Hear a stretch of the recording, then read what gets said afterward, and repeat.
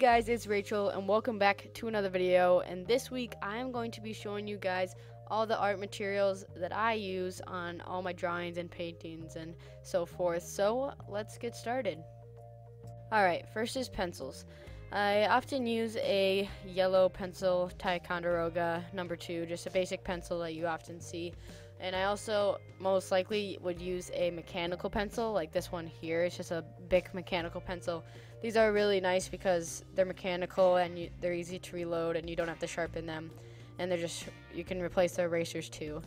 Then I have this other mechanical pencil. I just put this one in here too because it's just another type of mechanical pencil I use.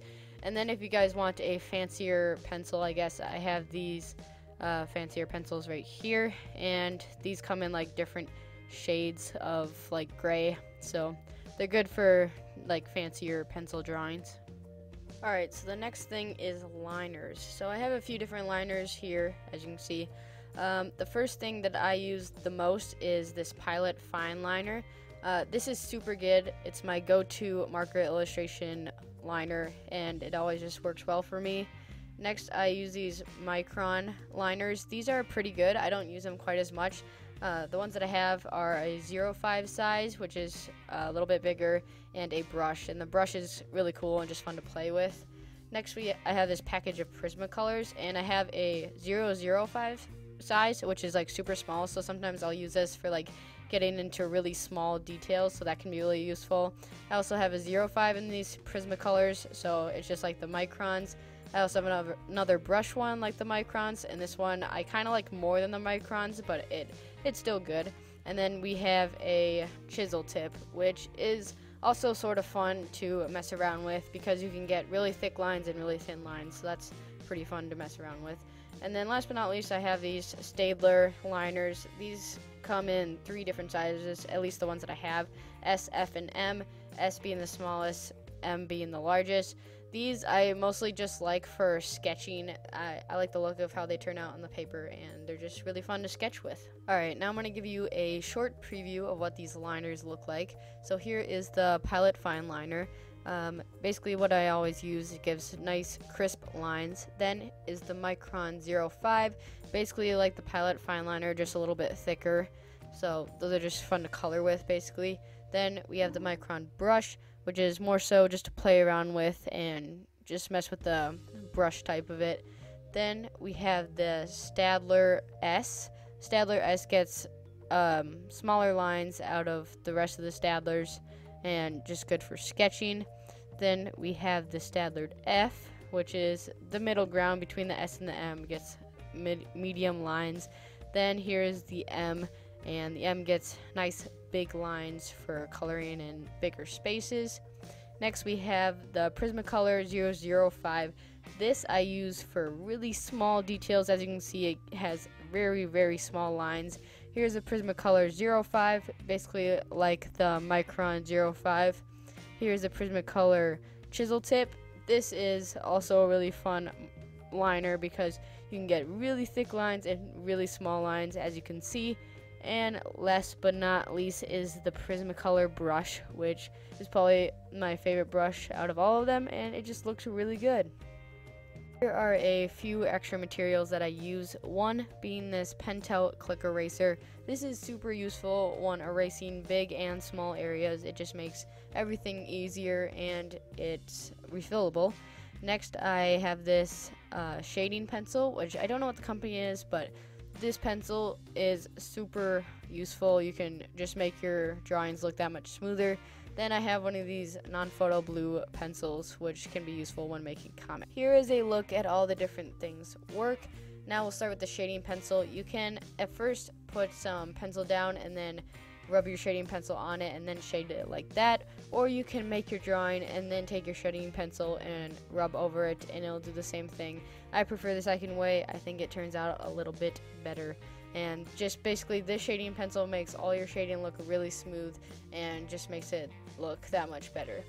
Next is that blue pencil, and here's just a little look at how it looks like on the paper. So let's get on to the next stuff. Now I'm going to show you Copic markers, which I use a lot. You guys probably have seen these before because they are the best marker on the market. So here's a quick look at the marker, and as you guys may or may not know, they have a brush side, which is super useful and it works really well for blending, and then it has a chisel tip side, which is good for coloring in bigger areas. So here's a quick look at what the Copic markers look like on paper.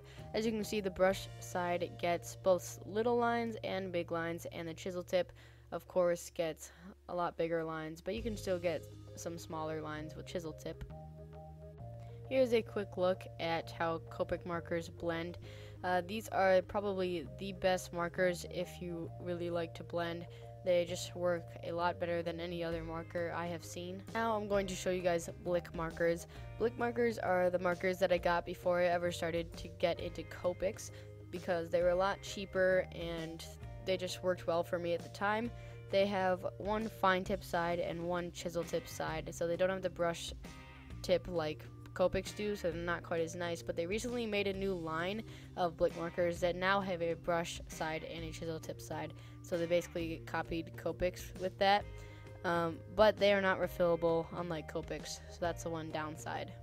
Here's a look at the two different types of blick markers. As you can see, the older series of blick markers has a little bit harder edges and doesn't look quite as nice, and the newer markers blend a lot better and they have the brush tip, so the lines just look a little bit smoother and a little bit more well-rounded. Sometimes for sketching I will use the Blick sketch pad. It's basically just a normal sketchbook that you can get anywhere, and it's good for pencil drawings. Next is the Moleskine sketchbook. This I probably use the most out of all my sketchbooks because of how small it is and how portable it is, and the paper is super smooth and kind of thick so that you can also use markers on it. Next is Blick Smooth Bristle Board. This paper I use the most out of all the papers because it's super smooth and it works really well with markers. So I definitely recommend this one if you're into marker illustrations. Next is Strathmore watercolor paper. I don't do very many watercolor paintings, but when I do, this is the paper that I use. Next, for acrylic paintings, I use the Blick canvas panel, and this is the only thing I've ever used, and it just always works really well for me. Next, I use Artist Loft colored pencils and watercolored pencils.